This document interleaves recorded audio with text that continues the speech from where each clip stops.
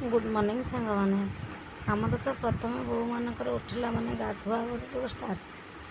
गाधे सारा पर जाकि चाह कर गाधे आसगली मुंड फुंड कुंडे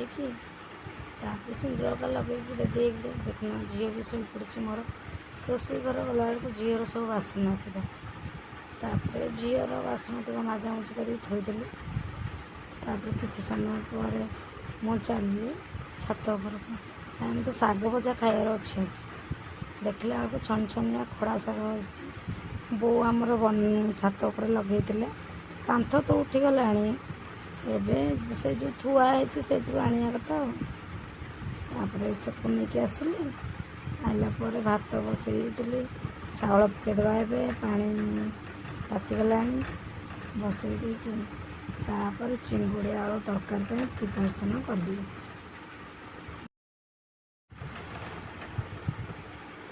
चिंगुड़ी प्रथम मुझे आलू को कौन करी ना आलू को चोपा छड़े काटिदेली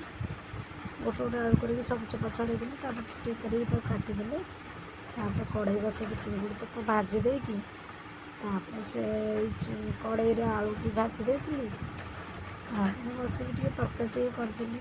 से भितर भी जाकि झीर टिके काम करा पड़ुछ मत कपड़ा सफा करा पड़ुछ सबूटा तो भिडियो आनी पारनी